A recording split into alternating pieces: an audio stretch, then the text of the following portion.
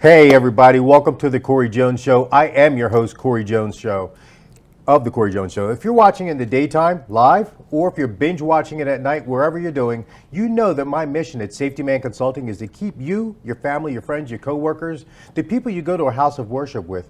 My goal is to help you keep them safe. So a lot of the guests I have on my show are in government, are in public safety, or they just develop some sort of product or something to keep people safe. So I'm here with a friend, Daniel Hornickel, who we go way back. And I've kind of watched him from afar as he ascended in his career. So first off, Daniel. Thanks for the invite. Thanks for coming to the show. I just kind of want to tell everybody, as a township administrator of Pemberton, just how did you get to that? Nobody just comes out of high school or out of college and boom, lands that job. So kind of just take our viewers and listeners through that. Well, again, thank you for the invite here. Yeah. I really appreciate it, and I love what you're doing here. I had gone to Rutgers Camden for law school after college, and within about a year after graduating, I got the opportunity to work for Burlington County government in Mount Holly. I started in the legal department, and I was what you would consider the junkyard dog. I would literally take any assignment they would give me. I was just hungry to do anything, to learn anything. And I did that for about 5 years, and then I had a unique opportunity to go up to what was then Governor McGreevey to the State House and work in the McGreevey administration, so that was pretty cool. But I like being busy, so Burlington County gave me the stage hook, brought me back in as the Director of Human Resources, kind of worked my way up into senior management, took over the budgeting process later in my career there. Then I left, went to the state treasury for a couple of years, got to actually work with the state treasurer, which was kind of neat. Wow. From there, I went up to Middlesex County for 3 years, maybe as a South Jersey guy, a little bit of a fish out of water thing. Yeah. But I ended up working in the Middlesex County Utilities Authority, and that is the state's second largest regional wastewater treatment plant. And I took the opportunity there. I'd known about the landfill side of the house from my days in county government, Burlington. I took the opportunity there over 3 years to learn about wastewater treatment. And then I saw an advertisement for the job in Pemberton to become the Pemberton Township Business Administrator. And at the time, the mayor was looking to dissolve the Pemberton Township Municipal Utilities Authority, which was basically a single operation utility just focused on treating wastewater. So he was looking for someone who knew Pemberton and who also knew something about wastewater, and I turned out to be a pretty good candidate. Stepped into the job. It's been 3.5 years, and I'm really enjoying what I'm doing. So you definitely checked off the two big boxes at the top of his job request, right? Yeah. So I want to ask you about it. Maybe it's just my misconception, but it may be others too. Wastewater treatment. Wastewater. Yes. Does that get treated so it can be disposed of safely, or does it get treated so some of it can be recycled or used for other purposes? Great question. So typically what happens with wastewater is it's collected through a collection system. So all of us, most people think, oh, wastewater, it's just, flushing a toilet. But it's a lot more than that. It's your sinks, your garbage disposals, your showers, your washing machines, your dishwashers. Everything goes down. Even the drains outside in the street? No, those are stormwater, different system. Okay. But good question, because some of the oldest cities in New Jersey have what are called combined systems, where it's both sewer and stormwater. Okay. So those systems are looking to be phased out so that they're separated, because there's a lot of problems.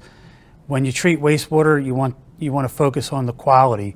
And what happens is, if you have combined sewers and stormwater sewers, then it really dilutes what you're trying to treat. So it makes it that much harder. So right now in Pemberton, when people dispose of their wastewater, it goes through the drain pipes to a pump station, and then it gets pumped anywhere from a few thousand feet to several miles across town to a central wastewater treatment plant. Then once it gets there, the wastewater goes, the waste, I should say, it's called influent when it comes in. The influent goes in two directions. Anything that's solid gets either skimmed out or falls to the bottom, and then the water itself gets treated. And to answer your question, here in New Jersey, we treat it to put it back into the water resources. We don't necessarily treat it to recycle into drinking water per se. Out west, where things are much more arid, especially in California, the treatment plant is over here, and then the water drinking plant is over there. So out there in the desert regions, they actually take it and they just purify it further. Okay. Okay. And you feel comfortable with both of those situations? I do. The technology exists right now in Pemberton.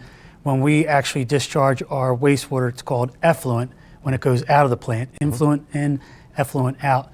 It goes into the north branch of the Rancocas Creek. Okay. And we're typically discharging at around a 95% purity level. A lot of towns, what they do is their last step in treating it is to inject it with chlorine and then remove the chlorine. We don't do that in Pemberton. We actually put it through an ultraviolet ray system, and what that does is if there's anything still harmful, basically sterilizes it. So the microorganisms will go back into the stream. They'll be consumed by whatever's in the stream, but for the most part, the wastewater we're treating is cleaner than what we're putting it into. Wow. Being the North Branch. Wow. Okay. Many people say, well, how does that happen? Why is it cleaner? If you think about it, all the chemicals that people put on their lawns nowadays, out there we have a lot of farms. Yeah. So all that runoff, the chemicals from lawns, unfortunately people don't always clean up after their pets. You have the farming operations, all that gets collected through the stormwater system and goes into those streams. Okay. So wastewater happens to be, as weird as it sounds, much cleaner than your average stream. The effluent. The effluent. Okay. So I'm going to steal you for a minute because Sure. I have an expert here. So my wife and I were looking at home water purification systems, and one of them was like an aggregate where it runs through it. Yes. And then one of them was an ultraviolet, I think you mentioned. Is there a benefit or anything, or both, or what's the best answer to that? So And we live in Evesham Township. We just got a report said that our water passed all the tests. oh, good. Which was Yeah. good. So if you're getting city water, really either of those, I mean, I think the ultraviolet probably is a little more safer because, I mean, think about it. It's like a, laser disinfection system. The other system you mentioned, usually you have to replace the media. Yeah, yeah. And you don't have to do that with ultraviolet. I mean, you have to replace the bulbs, but in comparison to pulling the media out, Yeah. those bulbs last much longer. Right. And I'm going to get as good at, if not better, water with the ultraviolet. Yeah. All right. Yeah. All right. So that was my main question. So in Pemberton Township, you were involved in the water and sewer infrastructure. Correct. And you kind of alluded to that, and you started off by saying that you were brought on kind of to fix that. Sure. To make the migration from the private to some other type of entity. So Sure. can you talk about that? So what we did was we dissolved what was a independent legal body, being a municipal utilities authority, and we brought it in-house under our Public Works Department. We have a very large Public Works Department. We have your standard streets and roads, and unlike a lot of other towns, we pave our own roads. We have a Buildings and Grounds division that's responsible for maintaining all buildings, grounds, and parks. We have our own fleet garage with 5 very capable mechanics, so they're fixing the heavy equipment as well as the light trucks and everything else. We have a water utility, so that's a water division. Right now we have actually 3 separate water systems. So my long-term goal, which will cost a lot of time and money, is to eventually consolidate them Right. so that they can back up each other. And then we brought the sewer utility in as the 5th division. And the benefit of doing that under one Public Works umbrella is we can pull employees from different divisions and rotate them through. Right. So we can have more hands on deck When needed. when needed. Yeah. Yeah. Excellent, excellent. So I want to move forward. So Sure. something that it seems like you're really, really proud of is the human social infrastructure. Now, I know what all those words mean individually, but collectively, I'm going to need you to explain that to me. Certainly. So you having a career in law enforcement, right? When you think about all of the challenges you faced over your entire career, Yeah. right? You were first responder not only in the sense of protection, but also engagement. So oftentimes, the skills you learned and the skills and experience that you practice were on the edge of social services, right? If you think about Oh, yeah. it, because people are emotionally distressed when they're calling for you the majority of the times. Yeah. I think when you look at today where our local government is headed, when I say local government, I kind of lump in both county government and municipal government.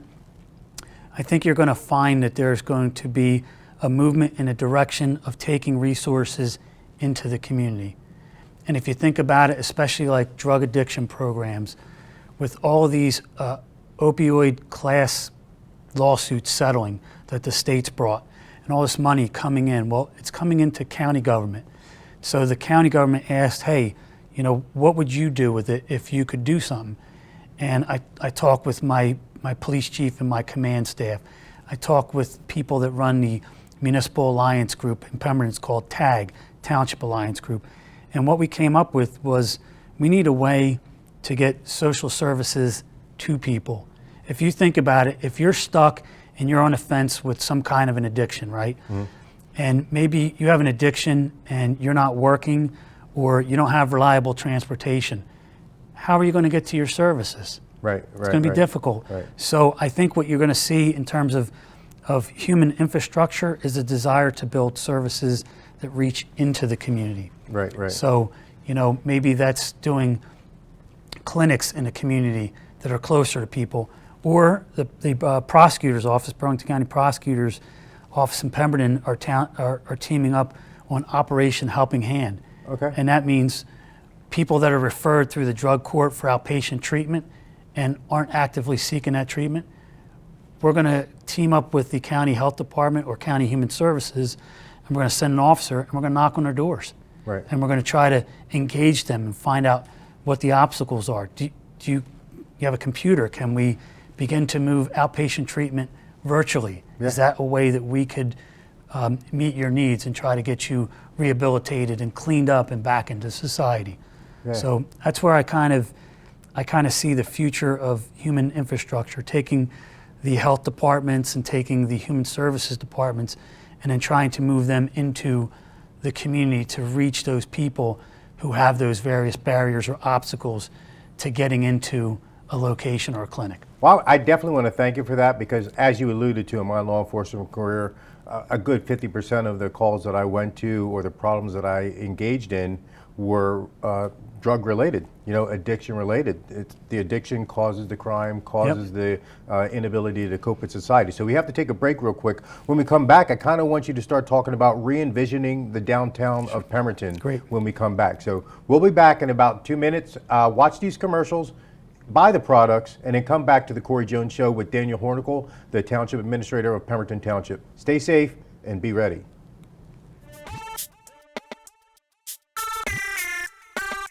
You can be confident choosing Farmers Insurance. There's no need to knock on wood. Perfect. This is an unnatural amount of natural light. Thank you. We are farmers. Bum, bum, bum, bum, bum, bum. Before we begin, I'd like to thank our sponsor, Liberty Mutual. They customize your car insurance so you only pay for what you need. And by switching, you could even save $652. Thank you, Liberty Mutual. Now, contestants ready? Go!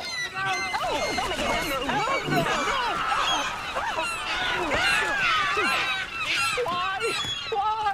Only pay for what you need. Liberty, liberty, liberty, liberty. Do you ever wonder why you're doing what you do in life? Do you wish that you could be really happy and passionate about what you do? Or maybe you already are and you want to expand in a different direction. Hi, I'm Barbara Ann, the new host of What the Why on RVN Television. I love what I do. A lot of that has to do with my story, my journey to this point in life. And guess what? Everybody has a story. So please join me on RVN Television for conversations with leaders from all walks of life about what they do, and more importantly, why they do it, how they found their core purpose, their passion, their mission in life. And if you're looking for your own,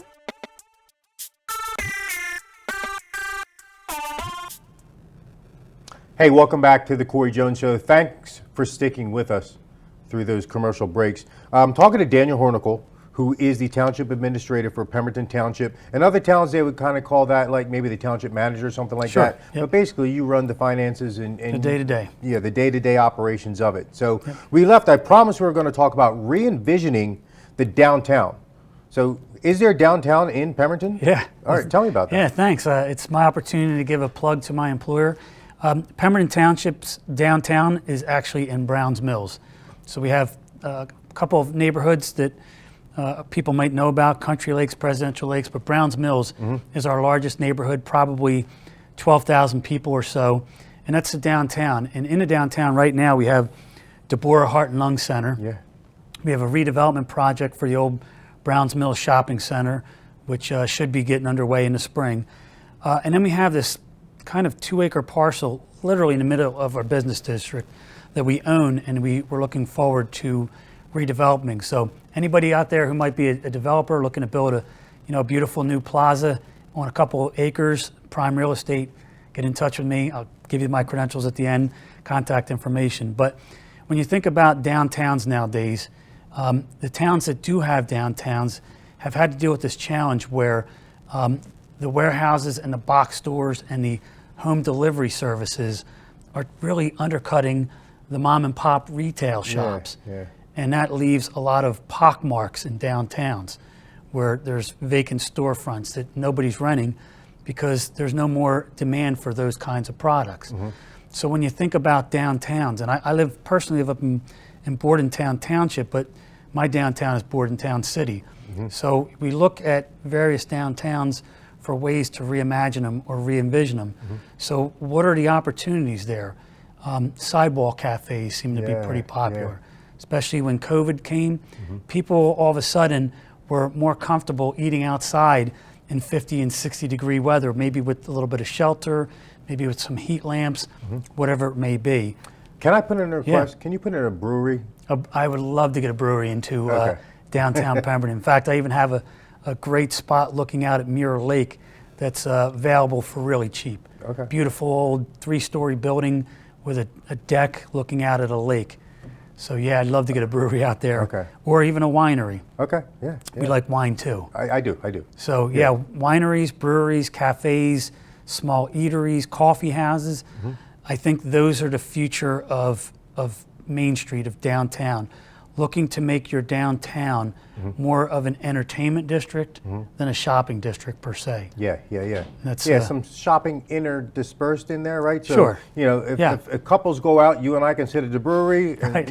Right. That's I'm true. probably We going to get in trouble for saying that. but- Definitely want to let our wives or whoever go out there and look at some other stuff. Yeah. And that kind of brings me to a topic that you may see cropping up in downtowns, in which I'm a little bit reticent about because I haven't necessarily staked out my position one way or another, but that is cannabis shops. Yeah, they're popping up.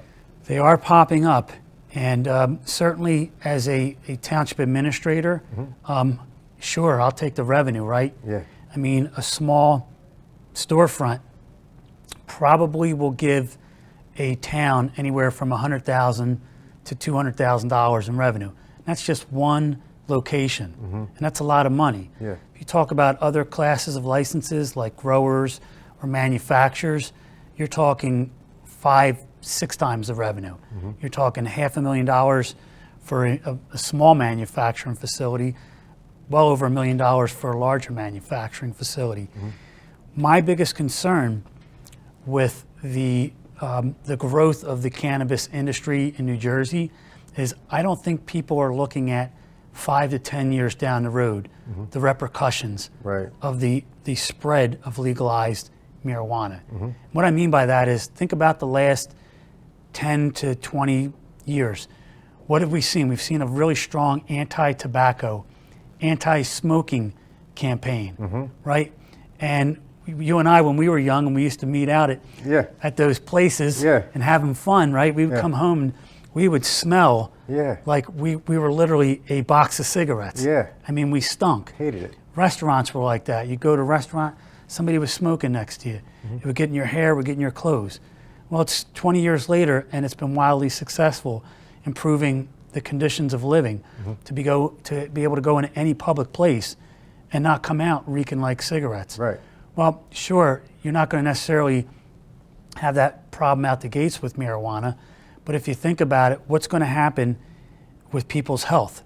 Are people going to start contracting respiratory problems by smoking marijuana? Right. My greater concern, though, is what's going to happen in neighborhoods.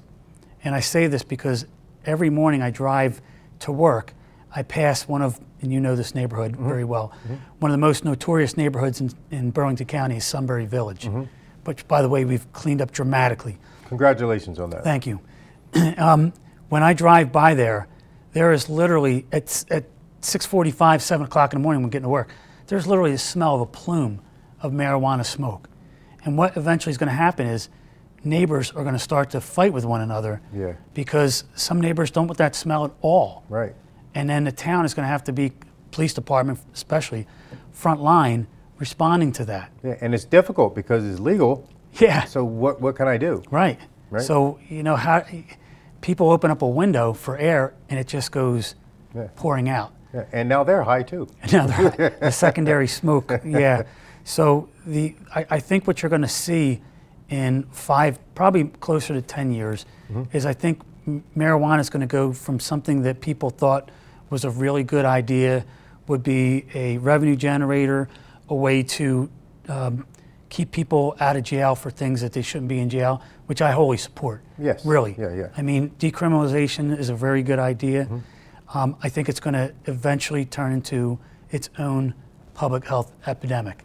Just like cigarettes did. They lied to us for almost 100 years. Yeah. Cigarettes are fine. They're fine. There's no problem. You could smoke on an airplane, you And then know, after 1 that- foot away from somebody. And now, Right, and then after that, during the course of your career, the opioids, the painkiller epidemic, right? That was after cigarettes started dying down, people got addicted to opioids. Yep. And now, you know, we're trying to counteract that with these programs to reach into the community. exactly. So exactly. I think marijuana is going to end up 10 years being just like opioids were 5 years ago and cigarettes were 20 years ago. So opioids could also have effect on people getting a job, because some jobs drug test, some don't, and so forth. So you said you're looking at an initiative to help public employment. So could you kind of Sure, talk about that before we sure. get to the end? So yeah, certainly with trying to get these community-based services in place. I mean, look, everybody deserves a second chance, and heck, a lot of people deserve third chances too. Yes, you indeed. know, people have to have an opportunity to rehabilitate themselves.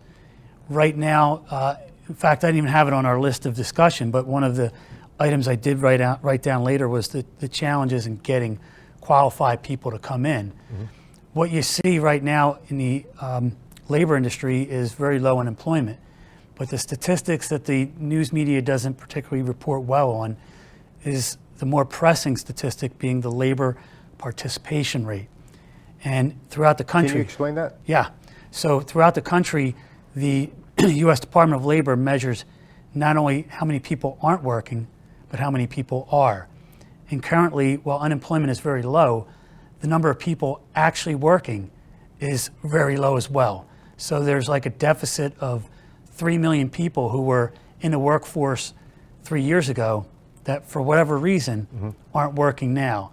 And as you have people that decide affirmatively, whether it's retirement or they're just tired of working, maybe they become disabled, you have to find other resources, other people to fill those positions. Well, when you have people that have had problems with addiction or the legal consequences from decisions they made about participating in illegal activities, well, a lot of them are extremely intelligent, motivated, creative. Yeah. They present a whole new frontier of potential They just made employees. one or two poor choices, and that should not dictate the entire rest of their life, right? Right. So, you know, when you talk about the human infrastructure and going in and bringing services into the community, you're doing it not just for the beneficial purpose of trying to make somebody's life better, but also hopefully to rehabilitate them and link them into job retraining programs and to give them opportunities to build careers. Yeah. Well, Daniel, you've said a lot of things that, you know, I wish you were a township administrator or you could teach classes for township administrators in a lot of different places, business administrators, I should say, in Sure. a lot of different places to help people look at these positive goals that, you may not look at it at face value. If I showed you this list, you're like, that doesn't help anything. Yeah, my water should be clean. That's the government's job to make Right. my water clean. Yep. But you're going about it in a way that's going to be all encompassing, Yep. right? And it's going to hopefully impact not only the consumer, but also the worker Yep. and everybody who might be on the fringe, who needs a job, needs employment, needs retraining, needs reintegration, needs reeducation, and all those different things. So again, I definitely want to thank you for that. I love to see motivated people in government, in business, in township management that are going to help and just make the country, make the town, make the county, make the state better. Yeah. Make it better. Any last parting words before we get to you giving all your Sure. your information? So just in Pemberton in particular, the way we go about doing it is we put together a 5-year plan. We outline what it is we're seeking to accomplish. Then we devise ways to implement that plan. So in Pemberton, my goal as the township administrator is to turn Pemberton into a 21st century community. And that means bringing in some new opportunities for the township, housing opportunities, employment opportunities, and revitalizing the downtown business district. Yeah. And to do that, you have to put together a plan. And as you well know, being in business, you have to execute it. And that's Yeah. what my job is to do. Right, and then you got to measure it along the way, right? Yes. Set short-term attainable goals and say, all right, we Correct. got this goal, we got this goal. Yep. This one, based on those two, is not going to work. We got to modify it Yep. and then do this, right? You got to be flexible enough to adjust where you got to adjust, realize what's not working, look for different avenues, and continue to press the plan forward so that you can ultimately reach the goal that getting the place to where you want it to be. Now, I don't know if this is a loaded question or not, but is your goal to stay in Pemberton for the rest of your career, or do you have other aspirations? Yeah, I mean, I put together a 5-year plan in 2020, and I've been working that plan, and what I've been doing now is kind of adding opportunities to that plan, Right. taking things off the board because I work for elected officials. So I have a new mayor.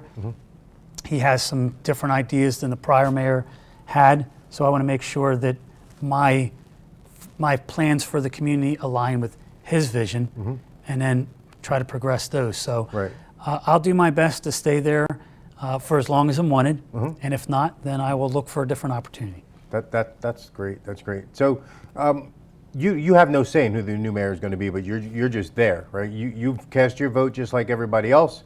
And are you at will? The mayor could get rid if he or she wanted to? Yeah, so it's interesting because different municipalities all municipalities have different forms of governments. There's maybe like 8 or 9 types of governments to choose from. I work in what's called a mayor-council form of government, where the mayor is directly elected, he's the CEO, and then the 5 council members are elected at large. My, quote, term runs with the mayor's term, but if for some reason he doesn't want me to stay on, he can give me a notice, and then if I want, I could appeal that to the council, but most likely if he doesn't want me, then it's probably the best thing to just pack my bags. Yeah. I can't see how that would happen, though, Dan. Well, the new Daniel. mayor did ask me to stay on from the prior administration. So Congratulations. Yeah. Congratulations. So listen, I want you to look into that camera, and I want you to let everybody know, again, how they can get a hold of you, if they want to email you, social media, give you a direct phone call. Sure. Get involved in any of these things you talked about, the human social infrastructure, re-envisioning downtown, environmental compliance, the future of cannabis distribution in your town, and then, public employees. If they're looking for a job, Sure. or if they're looking to help people with job placement, training, skill building, or if they're hiring. Yep, great. Well, thank you again. I appreciate the opportunity to come on this show. I'm Daniel Hornickel. I'm the Pemberton Township Business Administrator. Pemberton Township is open for business. The easiest way to reach me is via email. My email address is pretty simple. BA, as in Business Administrator, BA at pemberton-twp.com. I can also be found on LinkedIn, and my direct line is 609-894-3303. I answer the phone most of the time. He does. I called him to ask him to come on the show, and he got back to me within 5 minutes. 5 minutes, he got back to me and came on. Now, granted, we have a prior relationship. Yep. We go way back. We do. Okay. So, Yep. one last question. This is just a fun question. Has nothing to do with this Okay. anymore. Okay. Eagles, Chiefs. Who was your team? Oh man, I was definitely pining for the Eagles, and it could have been one of the best Super Bowls in history if the ref didn't make that call at the end. Okay, so you know, okay. if the Eagles lost fair and square, I would have no resentment. But when the NFL makes the determination, it's a problem. Did you guys go out and grease the poles in Pemberton? No, but we did let employees come in a little late the next day, Oh, good, whether good. to celebrate or to mourn. See, this is a good boss to work for right here. Somebody's going to let you come in late on Monday morning. Yep. You know, at That's you know, it. ad hoc. Just Just you come in late, enjoy Ease the into game. the day. Yep. Yeah. Enjoy the game. Well, Daniel, again, I thank you so much for coming on the show. You're, I guess, almost 2.5, 3 years into your 5-year plan. You started it right Yep. around the time of COVID, which Yep. I'm sure wasn't helpful for you. And it's starting to come to fruition. We really are beginning to see the fruits of all those redevelopment plans we put together coming to the table now and starting to get things done. All right. So I'm excited for the future. And I ask all my guests this, when you get to the end of that 5-year plan, I'm going to ask you to come back and let's kind of look at that and see what the fruits of your labor were and see, you know, what the That'd be benefits terrific. were, Yep. and teach other people who are new coming into your position. Sure. Hey, these are successes, these are the mistakes, and this is the advice that I would give you. Would you be willing to do that? Absolutely, most certainly. I really appreciate it, Daniel. Put me on the Again, calendar. Thanks a lot, brother. Yeah, it's great. Thank you for staying with us on the Corey Jones Show. Daniel Hornickel, he gave you all his information so you can reach out to him and help in any way you can, or be a recipient of some of the benefits that he has to offer. So stay safe, be ready, and as always, train now.